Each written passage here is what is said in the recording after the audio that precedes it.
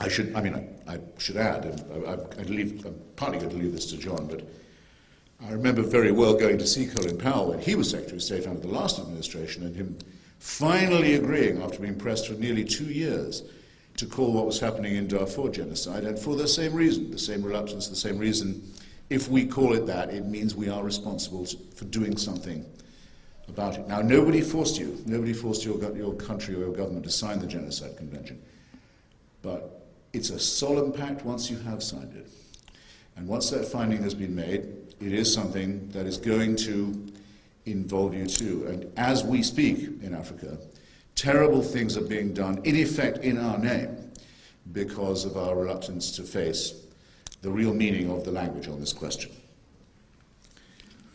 In the past century, therefore, in Europe, just in civilized, Christian, let's just call it civilized Europe, in the 20th century, I was born halfway through that century, the century is inaugurated by an attempt to destroy the Christian Armenian population of the Ottoman Empire, very nearly successfully, almost a complete erasure and destruction.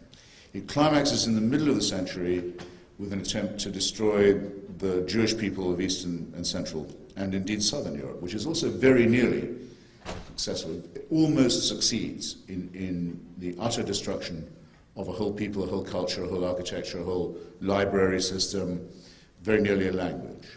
And it closes, or very nearly closed, with an attempt by Christians, mainly Orthodox and some Catholic, in former Yugoslavia, to erase the Muslim population of Bosnia and then of Kosovo.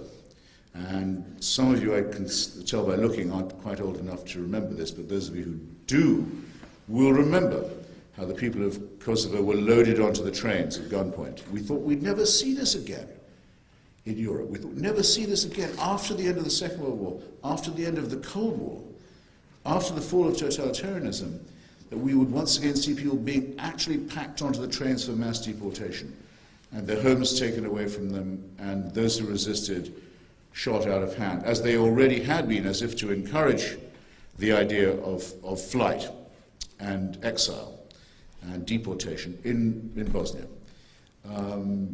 If you've ever had to see this in person, and had to see it in civilized Europe, at an hour's flying time from Rome, an hour's flying time from Vienna, 2 hours from London, an hour and a half from Paris, that's as far as you had to go to watch it happening. And then to hear the pathetic excuses that were made about why not to do anything about it. And this brings me to a second language problem. The word genocide wasn't even coined until 1942 or 1943 by a brilliant lawyer, Raphael Lemkin, operating in Geneva, who thought we did need a word for it. Up till then, there hadn't been a word for the attempt to destroy a whole people or their culture or their physicality. When Henry Morgenthau, the American ambassador in Turkey, reported back to Washington in 1915-16 about what was happening in the Turkish provinces, particularly of Harput and Van provinces, where the main concentrations of Armenians were. And he got reports directly. We can read them. You can read them in a wonderful book called Slaughterhouse Province. It's a first-hand account from the local American consular officials about the putting to the sword of the Armenian people. Morgenthau reported to the State Department, what is happening here and what we can witness to is a process of race murder. In a way, race murder is a more electrifying, more galvanizing term, isn't it, than genocide. Genocide is somehow rather technical. It's almost too clinical. Race murder gives you a better sense of what we're talking about and how it might feel to witness it. But then for humanists like myself, and I hope yourselves, the whole term race is problematic. I mean, what we argue is that the human race is not subdivided by species. We are only one species. All the other divisions between us are, in a sense, artificial. And this raises another question, not an uninteresting one. Can genocide be committed by people of the same ethnicity upon one another? It's not an unimportant question at all. The million or so Cambodians who were killed by the Khmer Rouge were being killed by fellow Cambodians. It's true that the Vietnamese minority in Cambodia was singled out for an especially vicious and barbarous treatment, but in general, it was Cambodians upon Cambodians. Does this qualify as genocide? Do we think of ourselves racially, or do we think of ourselves as human?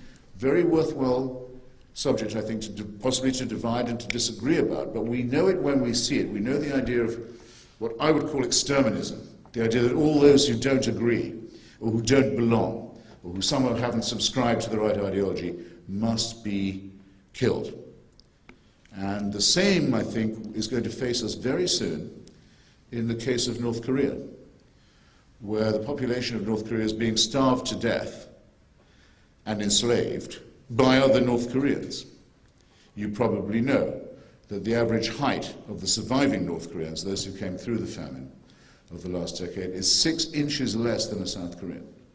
It takes a lot of cruelty to starve people down by 6 inches. But it was done, and it's going on now as we're sitting here. And many of those are people who are going to die or be hopelessly stunted, especially the children, mentally as well as physically. And the question is, well, is this too the kind of thing that ought to mandate intervention, as the Genocide Convention does? And this is a question I'm only going to ask. I'm going to hope that you will come up with some answers.